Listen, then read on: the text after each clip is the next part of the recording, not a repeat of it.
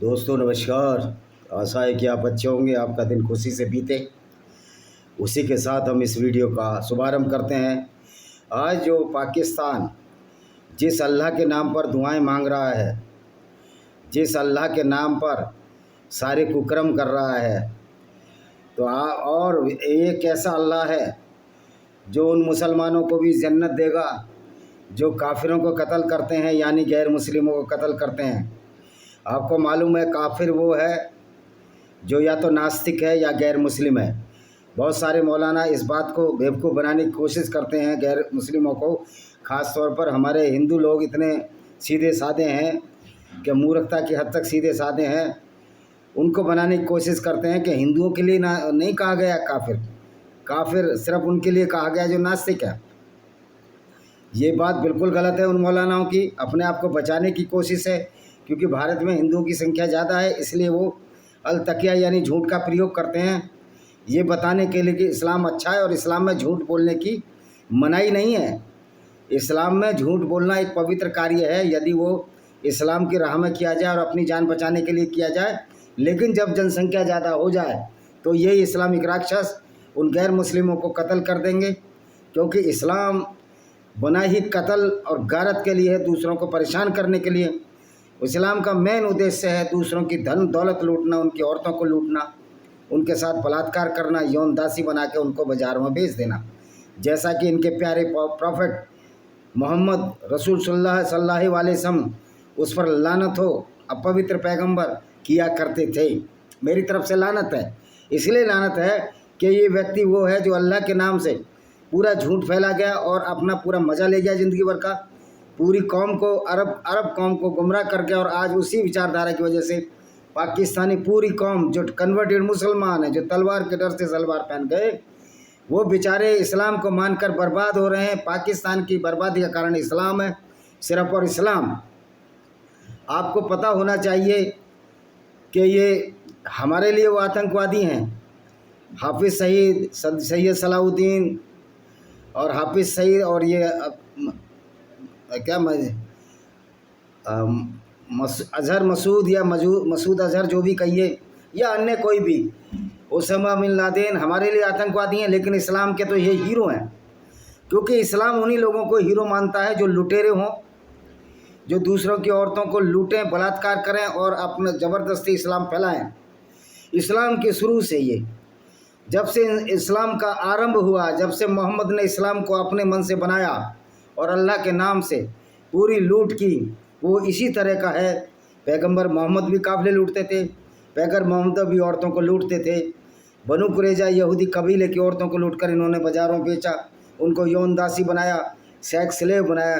क्यों? इस्लाम में सिर्फ इसी बात की छूट है कि जितना आप काफिरों को कत्ल करोगे, उनकी औरतों को लूटोगे, उनके साथ बलात्कार करोगे, उनको बेचोगे, जितना तशुद्द, जितना जुर्म गैर मुस्लिम पर बुझाओगे इसलिए कि वो इस्लाम कबूल कर लें, उतना ही आपको फ़ायदा होगा।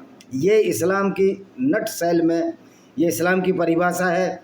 और जो कोई मौलाना कहता है ये इस्लाम नहीं है, तो मैं उसके सामने आमने बहस करने को तैयार हूँ और 20 लाख रुपए मैं अपनी जेब से देने को तैयार हूँ, वरना वो मुझे डबल दे, 40 लाख रुपए दे।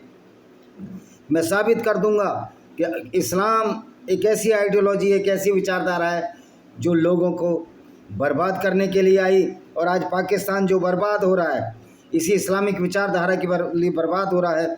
और पाकिस्तानी सरकार उनको सपोर्ट इसलिए कर रही है कि वो उनके हीरो हैं, क्योंकि इनका इस्लाम का हीरो इनका पैगंबर है, जो कि परफेक्ट लुटेरा, सर्टिफाइड किलर और सर्टिफाइड रैपिस्ट था, जिसने कि गैर मुस्लिम औरतों के साथ बलात्कार की और करवाए। सफ़िया के साथ इसने इसके पति को मारा, सफ़िया के, और उसके पिता को मारा, और उसी साथ उसके साथ उसने बलात्कार किया। यह है कैरेक्टर इसका पैगंबर का। तो लेकिन जिस अल्लाह के नाम पर ये इतनी धुंधवी, इतनी डुग्गी बजा रहे हैं अल्लाह के नाम पर। पाकिस्तान का एक पागल सांसद कह रहा था कि हमें अल्लाह ताला बचाए। पहले ये तो प्रूव कर लो कि अल्लाह ताला है या नहीं। मैं साबित करता हूँ कि अल्लाह है ही नहीं। अल्लाह एक झूठ, एक फरेब है, एक जाल है जो मोहम्मद ने उस समय अपने फ़ायदे के लिए चुना और जिसमें उन लोगों को अपने साथ लिया। अरबी लोगों को लूट का फ़ायदा, औरतों, माल मत्ता, फसलें लूटते थे। बाग लूटा, एक बाग का नाम फदक है जो इसने अपनी फातिमा बेटी उसको मांगने आई थी और फातिमा का कत्ल उसी बात के ऊपर हुआ। तो आइए मूल विषय, अल्लाह एक काल्पनिक वस्तु है और अल्लाह का, जब अल्लाह का कोई एग्जिस्टेंस ही नहीं है, एग्जिस्ट नहीं, अल्लाह का जब आकार ही नहीं है, वो निराकार है, तो उसका सिंहासन फरिश्ते क्यों उठा रहे हैं, ये सोचने और समझने की बात है। तो ये है कि एक संदिग्ध प्रश्न का उत्तर, यदि फरिश्ते सिंहासन उठा रहे हैं तो अल्लाह कहाँ है। देखिए आप सुनिए, बिल्कुल साफ सी बात है, अगर फरिश्ते सिंहासन उठा रहे हैं तो वेर इज अल्लाह। और फिर अल्लाह अगर अल्लाह निराकार है तो उसके सिंहासन उठाने की क्या ज़रूरत है। दूसरी बात, अगर अल्लाह मियाँ सरसब्ज हैं, खुद हैं, तो उनका सिंहासन तो खुद उठा सकते हैं। क्या अल्लाह को गुरुत्वाकर्षण केंद्र के खिलाफ अल्लाह कार्य नहीं कर सकते जब अल्लाह ने पूरी दुनिया बनाई है। तो पहले तो ये अनेक ग्रंथों से संकेत मिलता है, अल्लाह, उसकी महिमा, उसकी उच्चता, वह अपनी सारी सृष्टि से ऊपर है, क्योंकि सर्वोच्च है, सर्वोच्च और धन्य है, पवित्र है, ये कहते हैं मुसलमान। मैं कहता हूँ अगर वो पवित्र है तो गैर मुस्लिमों का कत्ल क्यों कराता है। पवित्र होने का मतलब है कि सबको बराबर भाव से देखे, लेकिन वो नहीं देखता, तो अल्लाह तो है ही नहीं। तो मोहम्मद जो कहे वो सही, खाता न वही, जो इनका प्रॉफिट कहे वो सही। अर्श सारी सृष्टि की छत है। अब जो सारी सृष्टि है कुरान के हिसाब से वो छत है, और अल्लाह में महान है जो अर्श से ऊपर है और उससे ऊपर उठ गया है, अर्श से ऊपर उठ गया है, यानी कि अर्श जो छत है। जैसा कि कुरान में अल्लाह ने अपनी किताब में 7 स्थानों पर बताया शब्द, यानी कि 7 आसमान हैं। तो ये कैसे ज्ञात है, इस पर विश्वास करना क्यों नहीं आ रही है भाई। हम विश्वास 7 आसमान किधर हैं।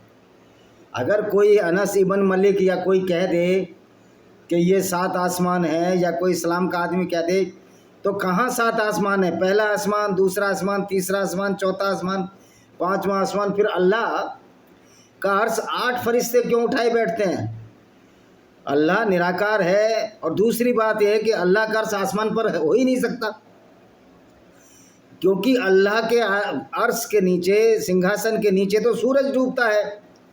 क्योंकि कुरान की ये आयत है, आयत नंबर, मैं कल इस पर किताब लिख रहा हूँ बहुत अच्छी तरह से, आयत नंबर चैप्टर 18 की आयतें हैं, आयत नंबर 90 है और आयत नंबर 86 ये कहती है कि जुल्कारनैन ने बताया कि सूरज कीचड़ में छिप रहा था, तालाब के अंदर कीचड़ में छिप रहा था। जब तालाब के अंदर कीचड़ में छिप रहा था तो सूरज, तो अल्लाह का अर्श क्या कीचड़ के अंदर है, तालाब के अंदर है। अगर फिर आसमान में कीचड़ कहाँ से आया। और अल्लाह के अर्श के नीचे सूरज छिपता है और फिर वो बोलता है कि मैं निकल जाऊं, तो अल्लाह फिर आदेश देता है निकल जाओ, फिर वो निकल के फिर उग जाता है। इसका मतलब अल्लाह नकली है, क्योंकि सूरज कभी छिपता ही नहीं है पूरी दुनिया में, कहीं ना कहीं वो उगता रहता है। तो ये अल्लाह का फ्रॉड जो मोहम्मद ने रचा, और जो अल्लाह के नाम पर दुआएं पाकिस्तानी मारने, भैया अल्लाह तुम्हारा कुछ नहीं कर सकता, क्योंकि अल्लाह काल्पनिक है। अल्लाह ताला, अब ये कुरान का कह रहा है, अल्लाह ताला हमें बताता है कि उसका सिंहासन मान है और उसे उठाने वाले लोग हैं। एक हदीस में उसके विशाल आकार का वर्णन है। क्या कर अल्लाह व महान कहता है, हे फरिश्ते जो अर्श उठाते हैं और उसके आसपास होते हैं, अपने अल्लाह की प्रशंसा करते, उस पर ईमान लाते हैं, उन लोगों के लिए क्षमा प्रार्थना करते हैं जो ईमान लाए हैं। कहते हैं कि हमारे रब, तूने हर चीज़ को दया और ज्ञान से घेर रखा है, अतः जो लोग तौबा कर चुके हैं और तेरे मार्ग पर चले, उन्हें क्षमा कर दे, उन्हें जहन्नम की यातना से बचा ले।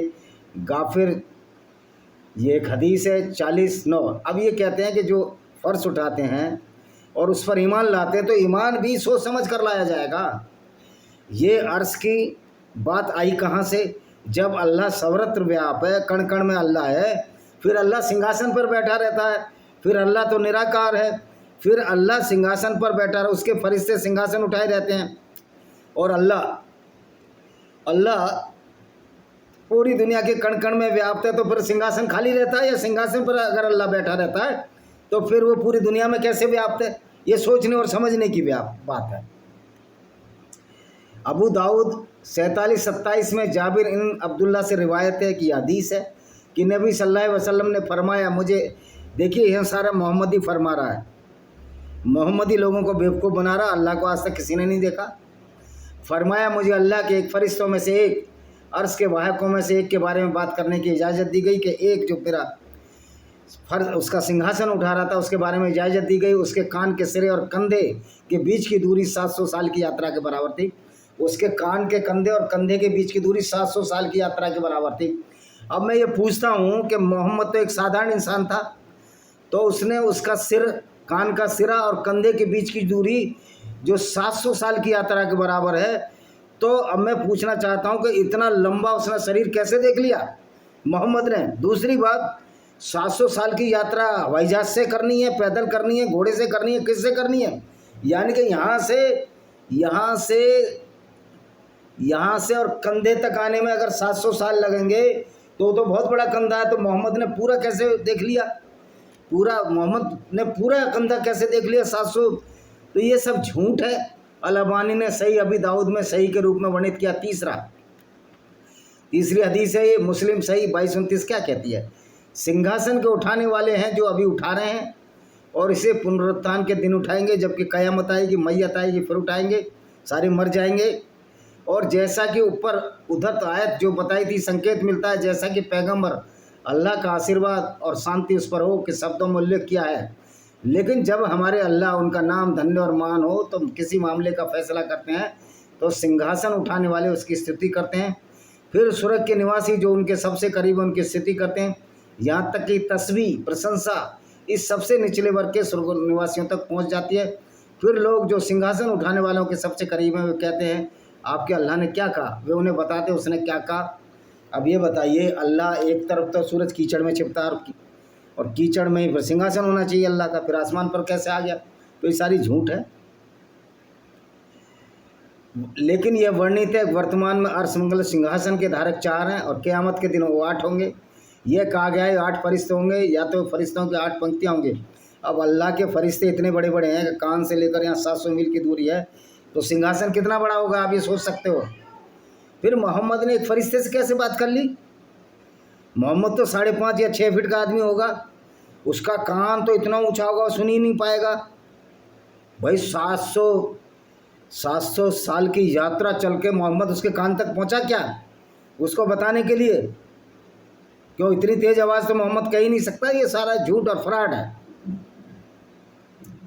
क़यामत के दिन 8 होंगे, तुम 12 कह लो, तो मोहम्मद की अपनी अपनी कहानी है इसकी।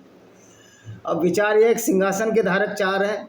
बहुसंख्यक मुफस्सिरीन का विचार है, इब्न कसीर विद्वानों ने इस विचार को सही माना। उन्होंने कहा 4 ही फरिश्ते उठा रहे हैं और इतने बड़े बड़े फरिश्ते हैं, इतना बड़ा सिंहासन है। और मोहम्मद ने बात भी कर ली और कान 700 साल की यात्रा तक मोहम्मद 700 साल तो जिया ही नहीं, तो कान तक पहुंचने में 700 साल लगते। तो ये मोहम्मद का झूठ और फरेब का जाल था, जिसे कि आज इस्लाम के नाम से जानते हैं और अल्लाह के नाम से जानते हैं।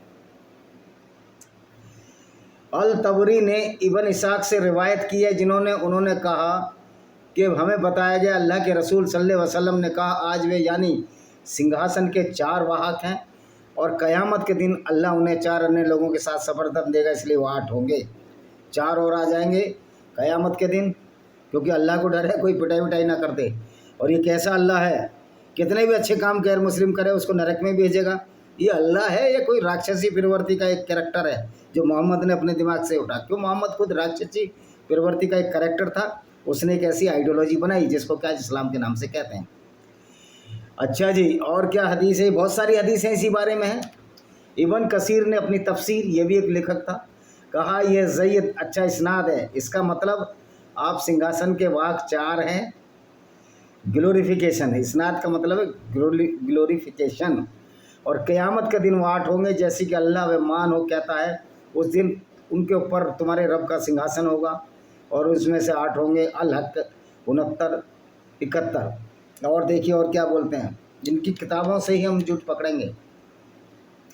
अल बहकी एक नाम का लेखक है, अल्लाह उन पर रहम करे ने कहा इस हदीस को केवल मोहम्मद इब्न इसाक इब्न यासर नहीं इस्नाद के साथ सुनाया था। इसका क्या मतलब है? यह इब्न अब्बास के एक अन्य हदीस से वर्णित है, जिसके अनुसार कुर्सी को 4 फरिश्ते उठाते हैं वह मनुष्य के रूप में एक फरिश्ता, एक शेर के रूप में फरिश्ता, एक बैल के रूप में फरिश्ता, एक बाज के रूप में फरिश्ता होता है। मनुष्य के रूप में एक फरिश्ता, एक शेर के रूप में फरिश्ता। शेर का कान और शेर का कंधा इतनी दूरी है उनके। एक बैल के रूप में फरिश्ता, बैल के कान और उसका कंधा, और एक बाज के रूप में फरिश्ता। एक बाज का कान और बाज का तो कंधा ही नहीं होता ढंग से, पक्षी का वो बहुत नज़दीक होता है। तो ये सारी की सारा एक झूठ और फरेब गढ़ा गया जो अल्लाह के नाम से है। अल्लाह अपने अर्श से ऊंचा है, यानी सिंहासन से ऊंचा है। हवा में रहता है कि अल्लाह, उसका अर्श उसकी सारी सृष्टि से ऊंचा है। अर्श और उसके धारक सृष्टि के प्राणी हैं। अल्लाह को अर्श की कोई आवश्यकता नहीं है, नहीं उसके धारकों को आवश्यकता है, क्योंकि वह सर्वव्यापक जगत का पालनहार, सभी चीज़ों का पालनहार है। हर चीज़ उसी से लगती है। फरिश्ते तो सिर्फ उसकी शक्ति से अर्श को उठाते हैं। वह पवित्र है क्योंकि उसी ने ऐसा करने की शक्ति दी। अब ये बताओ, फरिश्तों को जरूरत है क्या? जब अल्लाह की शक्ति लग रही है तो अल्लाह खुद ही उठा ले अपना अर्श और खुद बैठा रहे। और फिर अल्लाह तो अपना वजन भी कम कर सकता है, वजन बढ़ा भी सकता है।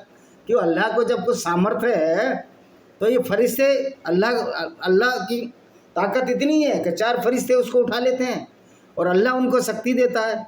फिर सिंहासन इसको लगाने की जरूरत क्या है? फरिश्तों को लगाने की और सिंहासन पर बैठने की क्या जरूरत है? तो अल्लाह सिंहासन पर ही बैठा रहता है। फिर वो कभी कभी एक आयत है कि अल्लाह जो है जब नमाज होती है सुबह की, उसमें भी खबर देता है। अल्लाह उसमें भी खबर देता रहता है। तो ये अल्लाह है, तमाशा है? तो इससे ही साबित होता है कि अल्लाह नाम की कोई चीज़ नहीं है। अल्लाह एक मोहम्मद की बनाई सिर्फ एक झूठी आइडियोलॉजी थी जिस पर ये सारा खेल चलता है। और अल्लाह के नाम पर लोगों का लूटने का जो सिलसिला चला आ रहा है पैगंबर मोहम्मद के ज़माने से, आज पाकिस्तान लुटेरों का बन गया है। तो इनकी मार इसलिए पड़ रही है कि अल्लाह कोई है नहीं, अल्लाह इनकी मदद भी नहीं कर सकता। तो इस तरह की जो मूर्खतापूर्ण बातें हैं जो अल्लाह के नाम पर इस्लाम में है, उनका कोई अस्तित्व ही नहीं है। अल्लाह जब हर चीज़ से शक्ति डाली है, हर चीज़ की पैद से बड़ा है, अर्श से उसे उठाने की शक्ति है, ताकत नहीं थी। अर्श उठाने वाले में उसे उठाने की शक्ति नहीं है। वे अपनी शक्ति और सामर्थ्य के कारण अर्श को नहीं उठा सकते, बल्कि वे उसे उसकी शक्ति, उसकी इच्छा, उसके सारे से उठाते हैं। अगर ऐसा ना होता तो उसे उठाने में सक्षम ही नहीं होते। जब अल्लाह ताकत वाला है तो फिर अल्लाह खुद ही फर्ज। दूसरी बात यह है कि ये अल्लाह तो पावरफुल है, महान है, तो इसको अर्श की क्या जरूरत है? वो तो हर जगह रहता है। उसका तो आकार सूक्ष्म है, निराकार है ही, आकार निराकार है। तो फिर अल्लाह कहाँ से हो जाएगा? अल्लाह का कोई एग्जिस्टेंस नहीं है, इसका प्रमाण मिलता ही नहीं। मोहम्मद कहता है मैंने अल्लाह से बात की, लेकिन मोहम्मद ने किसी की बात अल्लाह से नहीं कराई। मोहम्मद एक बुराक घोड़े पर गया, जो घोड़ा किसी ने नहीं देखा, सिर्फ मोहम्मद ने ही देखा, और मोहम्मद ने वो घोड़ा देखा। ऐसा घोड़ा तो मैंने तो मास्टर डिग्री मेरी जूलॉजी में है, प्राणी विज्ञान में मेरी स्नातकोत्तर या पोस्ट ग्रेजुएशन है, मैंने तो देखा ही नहीं, ऐसा जानवर पढ़ा ही नहीं। तो ये सारी मिथ है, ये सब झूठ है, इसमें कोई प्रमाण नहीं है। इसलिए मैं कहता हूँ इस्लाम एक झूठ की बुनियाद पर आधारित है, एक झूठे अल्लाह पर आधारित है। आप कुछ भी स्पष्टीकरण देते रहो कि अल्लाह की महिमा है, अल्लाह उसके फरिश्ते हैं, फरिश्ते अल्लाह की ताकत से उसको उठाते हैं। तो मैं पूछना चाहता हूँ, अल्लाह के अर्श को 4 फरिश्ते उठाते हैं, और जब इतना बड़ा उसका सिंहासन है तो अल्लाह तो बहुत बड़ा होगा, फिर अल्लाह पृथ्वी पर कैसे आ जाता है? अल्लाह तो पृथ्वी से लाखों गुना बड़ा होगा। तो फिर अल्लाह जब सुबह फजर की नमाज होती है, उसके लिए अल्लाह सबको कैसे बताता रहता है? यानी अल्लाह रहता कहाँ है? फिर तो सबको बताता है कि उठो उठो, फजर की नमाज हो रही है। इस तरह का झूठ जो परोसा गया है। और इसने कहा है, उन्होंने एक रिवायत के मुताबिक जब अल्लाह ने सिंहासन बनाया तो उसके फरिश्तों को उसे उठाने का आदेश दिया। फरिश्तों ने कहा हम आपके सिंहासन को कैसे उठा सकते हैं जबकि आपका महामहिम उसके ऊपर है। उन्होंने कहा कहो ला हवाला व कुव्वला इल्ली बिल्ला, अल्लाह के अलावा कोई शक्ति और ताकत नहीं है। ये कह दो अल्लाह के अलावा कोई शक्ति ताकत नहीं है। तो फिर भाई जब शक्ति और ताकत ही नहीं है तो अल्लाह को जरूरत क्या पड़ गई? फरिश्तों में शक्ति और ताकत की। अल्लाह तो पूरी दुनिया को चलाने वाला है। अल्लाह के बिना पत्ता नहीं हिलता। वो अलग बात है कि अल्लाह के बिना तो हज़ारों पत्ते हिलते हैं। अल्लाह के बिना अल्लाह की मदद के बिना मुसलमान जीतते नहीं हैं। लेकिन अल्लाह मदद करने नहीं आता। कल पाकिस्तान की ऐसी तैसी कर दी, अल्लाह नहीं आया। अल्लाह के मोहम्मद के 2 दांत टूट गए ऊद की लड़ाई में, अल्लाह नहीं आया, क्योंकि अल्लाह है ही नहीं। अल्लाह एक कल्पना मात्र है, और इनकी किताबों से सिद्ध होता है कि अल्लाह नाम की कोई चीज़ नहीं है। इसी के साथ हम इस वीडियो को विराम देते हैं। आशा है कि ये आपको पसंद आएगा। ये मेरी किताब है लेमेंट ऑफ सिंजार, आप इसको पढ़िए। विजय कुमार पाल द्वारा लिखी, और भी मेरी 9-10 किताबें पढ़िए। हमने कुरान की वास्तविकता को आपके सामने रखा है। ये सामने रखा है जो कुरान एक काल्पनिक चीज़ है, इसके सिवा कुछ नहीं। इस्लाम टोटल का टोटल झूठ और फरेब पर आधारित है। इसी के साथ मैं इस वीडियो को विराम देता हूँ। वंदे मातरम, जय हिंद। आपका